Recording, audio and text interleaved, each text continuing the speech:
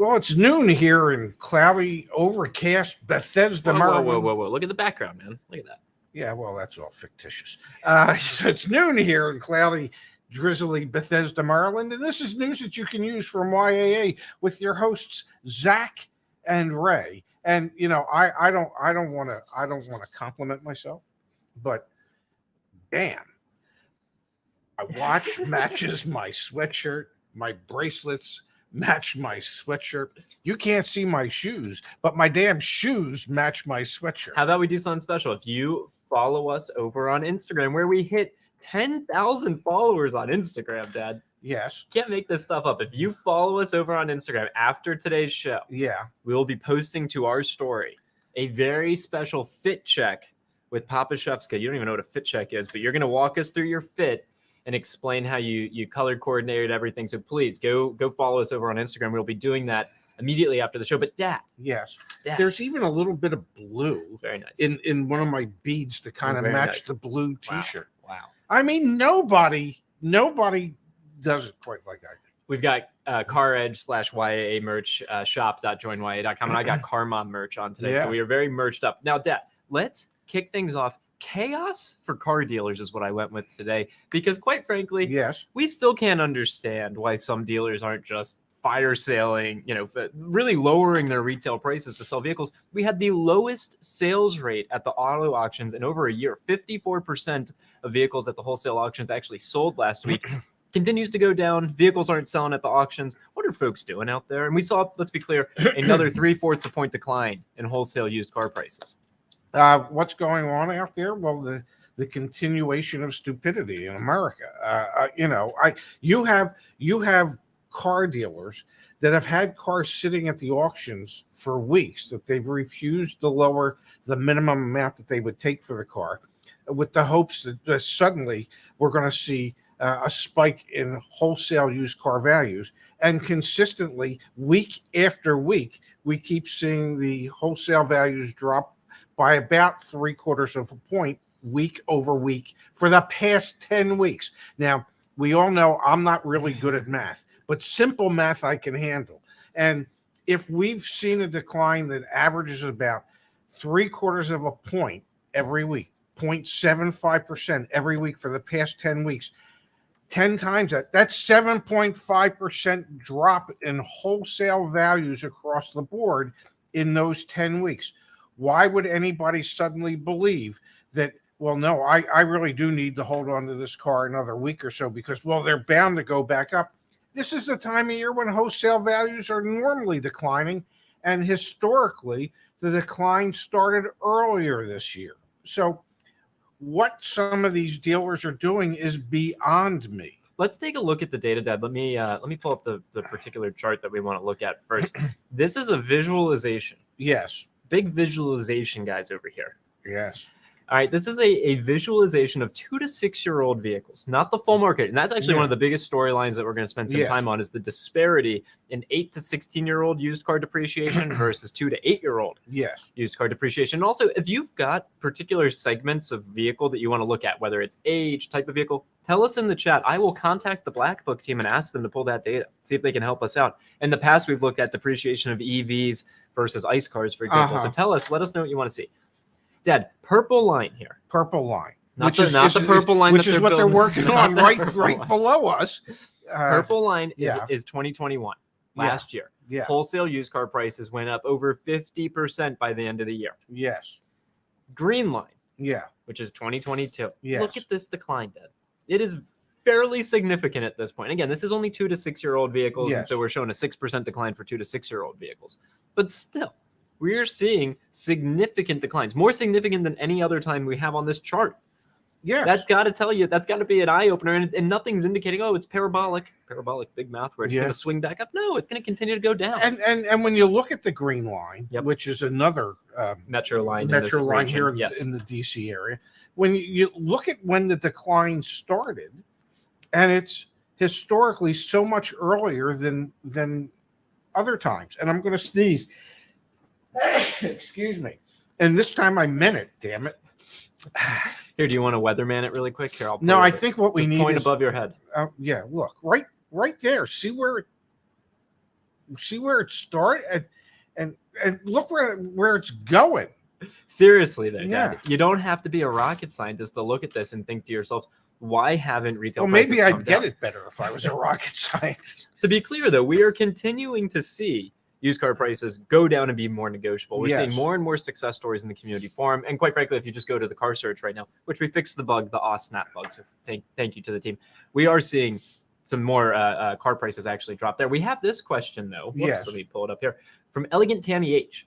When will new car prices go down? New car prices will not go down because the MSRPs have gone up. Yeah, keep going up. You will, however, see things like this. This was emailed to me just yesterday. If you are on dealer mailing lists, Yes. and you're getting emails like this, send them to me, Zach, Z-A-C-H, @joinya.com. The spooktacular offers just announced from now through Saturday, October 29th. Mention this email and save $1,000 to $1,500 off on in-stock 2022 passports and 2023 Ridgelines. Yeah, but what we don't know is how much they've marked those up. Yeah, but Dad, But they're still offering $1,000 to $1,500 and let me off see of if I their can. market. If you give me a second here, We'll give you all the time you need until 12:27, and then hey, we got to call it a show. I'm sorry. we've got this deal. Dad. I got places to go and people to see, so we don't. Yeah. We've got this deal. This was one of the deals that our team here at YAA, if you become a YAA member, a YAA Plus member, you get access to our team to help you navigate car deals. This is one of the deals we were looking at recently, Dad, for a Toyota Highlander. Yes. Look at that discount. Now, is the dealer adding a bunch of accessories and things like that? Port installed Yes. packages and accessories. Yes. But you actually dealer have... processing and handling fee of $1,300.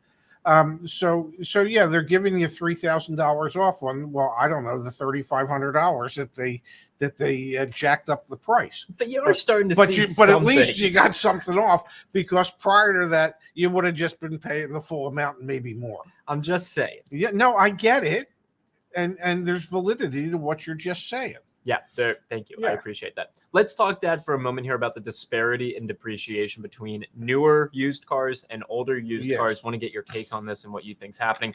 The market is continuing to experience larger than typical declines for this time of year. However, the older vehicles, those aged 8 to 16 years old, are not depreciating as fast. Last week, 8 to 16-year-old vehicles depreciated 0.63% compared with the 2 to 8-year-old vehicles that depreciated 0.76%.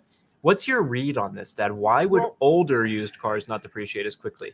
Because they're at this point in time the most affordable used cars for dealers' lots, and they're significantly more affordable than the younger cars.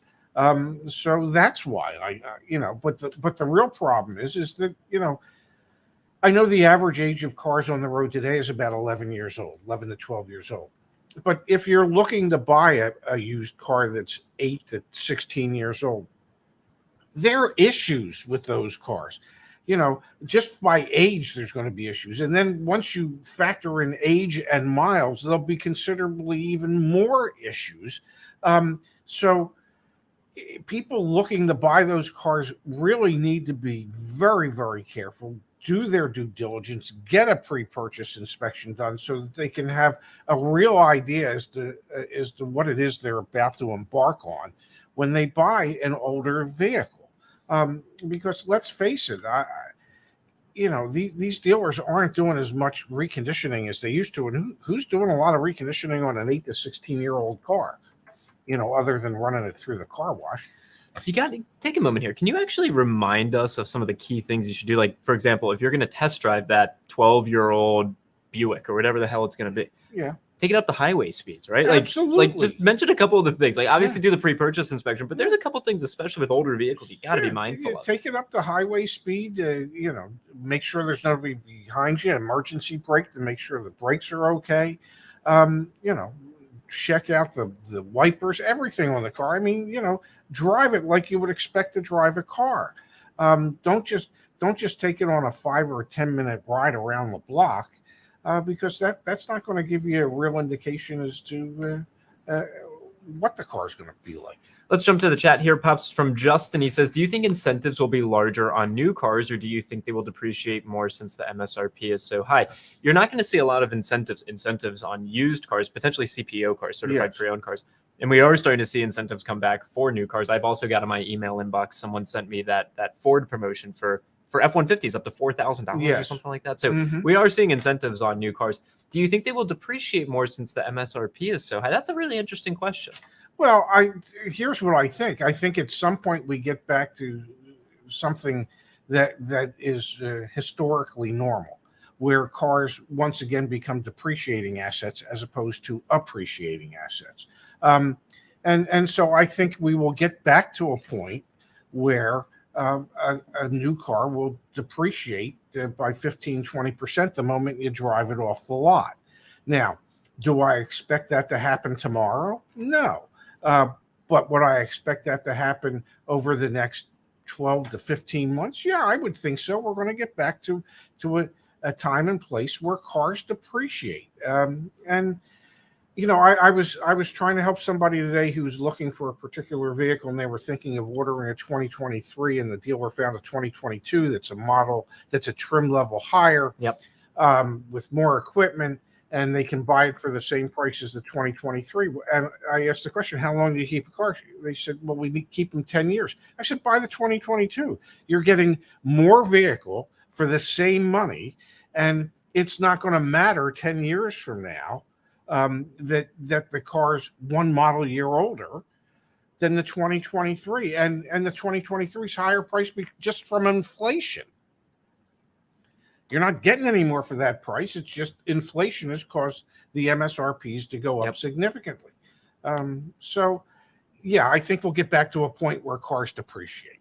We've got here from Luke Dad what he's seeing in Missouri. Yeah. A lot of older cars sitting on lots. They are way overpriced compared to what they were pre-pandemic. Absolutely. But I think to your point, we are seeing cars depreciate again, and that'll reflect itself. The dealers that are sitting on used cars right now, we really can't wrap our heads around it. We truly can't. I can't. I don't understand the financial. I mean, maybe they see something that we don't see, which is, hey, prices are going to spike back up, but we see no indication that that's going to happen. So it doesn't really make sense. And historically, that's not the time of year when prices spike. And historically, aside from the anomaly of last year where used car prices went up 50%, used cars depreciate. Yes. Morris is pointing out here that you can now find 2022 Model Ys with less than 500 miles for less than the current reserve order price. They're dropping thousands every week too. Crazy thing about that statement, thanks for sharing it, Maurice, is that's how used cars work. Yeah, typically. They should be less than MSRP. And I think Model Ys, they're Teslas. Yes. Yeah. Okay. And believe it or not, in Japan, Tesla is, because there's more competition at cheaper prices, and there's a softening of the market. Tesla is lowering their prices 9% in China, so that they can remain competitive, which indicates to me that if people stop buying cars in this country, the dealers and manufacturers will be forced to lower their pricing in order to get people to continue to buy them. It's, you know, it always comes down to a supply and demand issue. So if the supply continues to go up and the demand continues to weaken, dealers and manufacturers will be forced to lower prices. And again, we are already starting to see incentives come back as a result of that. Not across the board, but for certain manufacturers, especially Stellantis products. All right, we've got a question here from Jack. How can I check if a used car was once a rental? Carfax is a good resource typically for that. And here you go. We've got this from Mav. Dad just forwarded an email from Dodge dealer with a ton of 0% APR and cash rebates. They are pushing hard. Not surprised. Dodge, Jeep, Ram. I'm on a lot of mailing lists for Jeep dealers, CDJR dealerships, Chrysler, Dodge, Jeep, Ram dealerships. Their email marketing is just like gone bazooka, what's the word I'm looking for? Gone off the rails. Bonkers. Thank you, bazooka. Oh, man. Bazooka bonker. Yeah. Bazooka That's a gum. Bazooka. It's a chewing gum. We've got a lot of questions. We're going to continue to go through them. I do want to remind everyone that we are still doing back on joinyaa.com. If you become a YAA Plus member, that includes our car buying program. So if you're in the market to buy a car between now and the end of the year, sign up for the Plus membership with the 50 off. That'll give you 50% off. Become a YAA Plus member. You also get the maintenance and repair discounts, but you also get the car buying program, the one-on-one coach to help review your deal, help locating the best dealer to work with, assistance with your trade-in and financing. Not to mention the fact that you can also add on video consults with our team as well. We are having so much fun doing the video consults. It's been incredible. Justice, huge shout out to you. I know you've been prepping for those, having a lot of fun meeting with our community members face to face.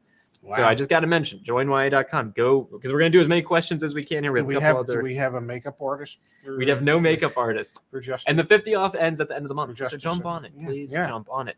Here you go, Dad, from Jay Wells. Not that Justice needs a makeup artist. No, I don't think that's what you were implying. I think it's just like a... Well, to make sure that, you don't have a shiny forehead like I do, and, things like that. Because when we did the pictures they put makeup on your forehead. Yeah, they did. They look 6 years my younger. Nose and my... Yeah.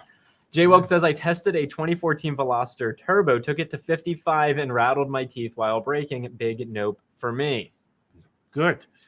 JR says, if my sister is co-signing for me, do both of us need to go through our local credit union or just her? She has a higher credit score than I do. Well, if she's co-signing, you both need to do it.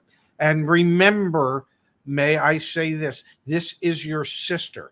As a co-signer, she's a co-obligor. If you stop making the payments, it's her responsibility to make the payments. So do not ever put your sister in that position where she has to make the payments because you aren't, and she was just trying to help you. Remember that. Nice. A little fatherly advice. That was beautiful.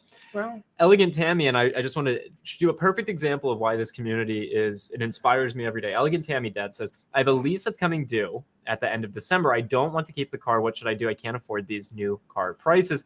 And you've got Space. Space is our community mayor, the mayor of the entirely free YAA community. Buy it out directly from the leasing company, avoid the dealer, ask for a 10-day payoff, and get the loan through a credit union. And once you've done that, Tammy, you can do whatever the hell you want with it. Yeah. I know you said you don't want to keep it. Great, then you can sell it, but don't just return it. But here's the real key. By keeping it, you're probably buying it for 20 to 25% below its real market value today. And it's not often you get to buy something below its real market value.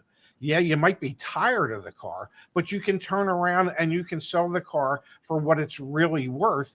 And that can become a down payment or profit that you can use going into your next vehicle.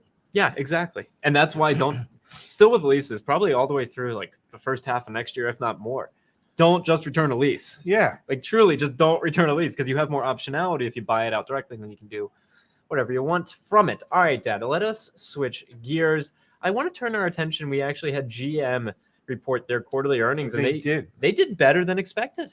Oh, they did great. They have proven that you can produce fewer cars, less manufacturing, and make more revenue because you've cut your marketing costs and incentive costs down to next to nothing. Yeah, this is concerning. Let's read the headline and then let's dig in a little bit. GM Q3 net income jumps 37% on record revenue. Net income soared to $3.3 billion as improved truck production and rising prices pushed the automaker's North American profit up 83%.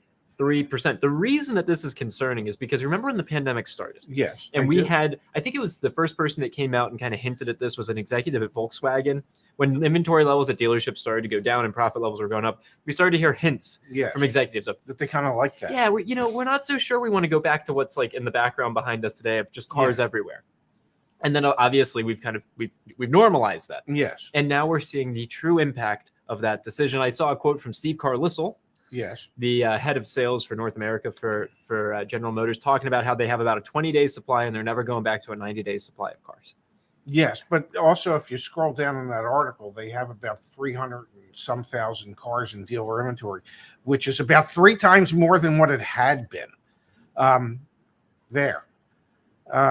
So there's a sign that even though through the third quarter, their profits are up, there's a sign that their inventory is up 3 times what it was at this time a year ago, that we are literally actually seeing a softening in the market. They're not saying it at the moment. No, because you know when it's going to impact their earnings? Next quarter. Or even like 2 quarters from now. So it's like, cool, let's just punt on that a little bit. Of course they're punting on that. But that's the thing that you have to realize is that their inventory levels are growing. Yeah, Dad, like I know I just took it off the screen, but their CFO said, quote, we're seeing inventories trend a little bit higher, But that's not a surprise given the speed and the volume at which we've been cranking out vehicles. No, it's because people have stopped buying them. The average transaction price, give me 1 second. I want to pull up what the average transaction price was for a General Motors product last quarter. I think, let me pull it up. Let's all take a peek together. It's over $50,000. $51,911. 52 grand to get yourself in a GM product. Yeah. No, inventories are not picking up because you've figured out because you're figuring how you can crank them out again. No, they're ticking up because people have taken themselves out of the market. Because, as we discussed yesterday, who in their right mind can afford $1,000 a month payment? Let me restate this. Who in their right mind can afford a $500 payment, let alone the average car payment today, which is $738, or the 30% or so who are sitting on $1,000 a month payments or more? Let's look at it. Who amongst us can literally actually afford to do that? I can't, and I make a pretty nice living, thanks to you. Legitimately, neither of us can. Yeah, that's kind of scary. Yeah, it is, and I guess we could, but it would just be so uncomfortable. Okay, we could live in a tent. We could live in our new GM. Yeah. Look at the data, Dad. We filmed a video to be out on the YA channel talking about the percentage, the share of people that buy this brand. Yes. Paying over $1,000 a month. And certain brands I understand. GMC though, 41% of buyers there. Chevrolet, 1 in 5 Chevrolet customers are spending over $1,000. And Dad, when you break it down, the Silverado 1500. 25% of all people that are buying a Silverado 1500 have a monthly car payment of $1,000 or higher. That's a big nut to crack each month to make sure you've got enough coming in to cover that. It is. It's just lunacy is running rampant in this country. It is. But again, though, we are seeing opportunities. If you're in the market to buy, we're seeing good opportunities to save some money. Another interesting note from the GM quarterly earnings, and we'll hear more about this as well. GM back in July, Dad, said that they had 95, let's call it 100,000 vehicles sitting around waiting for microchips and other parts.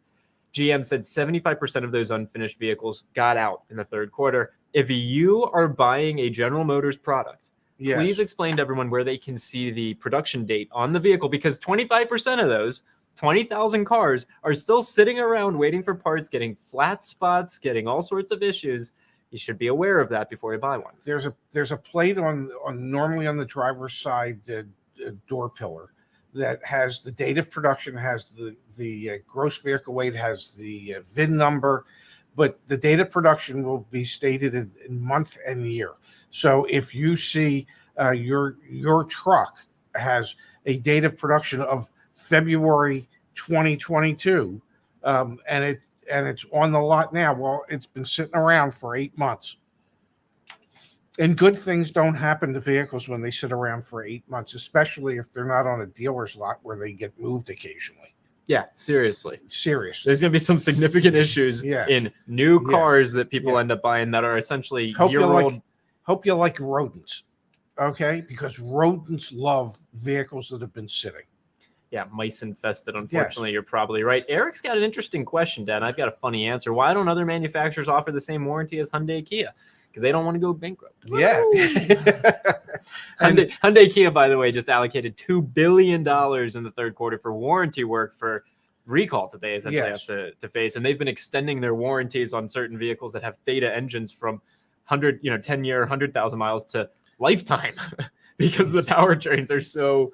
Because there's issues. Significant issues. So, you can offer a really good warranty because you make a really good product, or you could offer a really good warranty because you make a really crappy product, and you just hope that not many people take advantage of it. Hyundai Kia falls into the latter category. All right, Dad. Igor, good to see you. Igor, GM is lying. My source tells me that over 200,000 GM cars were sitting around and only 75,000 cars got out. To be clear, I mean, I would not be surprised if these quarterly earnings, calls and statements are. I mean, literally, we talked about why they littered with misinformation. Exactly. Yeah. Yes. It's to spin a story. Yeah. So, Igor, appreciate your context there. Yes. You're probably right. Yes, I wouldn't disagree. Richard says, I like that baby blue color, Richard. Will that date of production be the date that the vehicle really rolled off the assembly line, or the date they put the missing chips in it? That'll be the date that they assigned the VIN number to it, which was the date that it went into production. That's when a VIN number and a VIN plate gets affixed to the vehicle.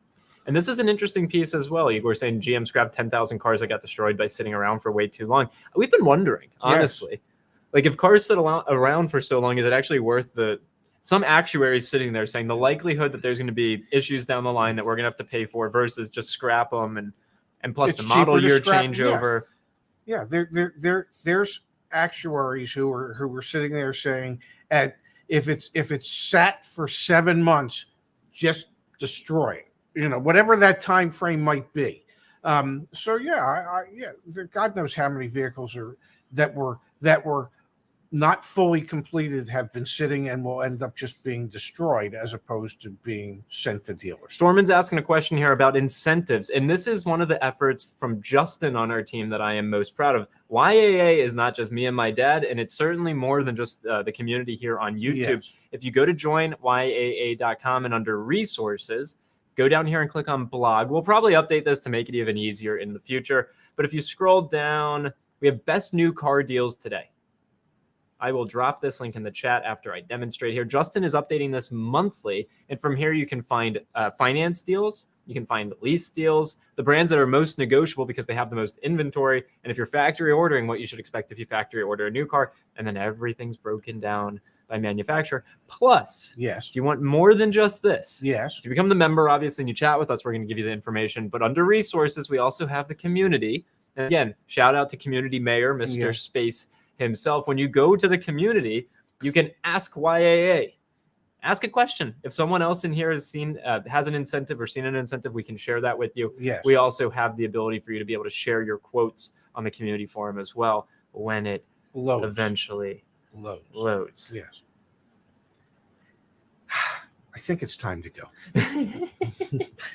When the stuff stops working, it's time to go. It's time to say goodbye. All right, quick show for today. We will be back tomorrow, Dad. I've been told, yes. Sure, we'll have a few interesting things to talk about. Yes. Also, want to get some more guests on the show. So, we'll have to line up some Wednesday guests sometime soon. But Dad, let's call it a show for today. We'll be back at what time tomorrow? Noon Eastern, 9 Pacific, with more news that you can use from YAA. Thank you all for being here today. We're excited to have you as part of our community. Please take a peek back at joinyaa.com. Thank you, Pups. Yep. Thanks, everybody. Thanks for being here. See you back here tomorrow.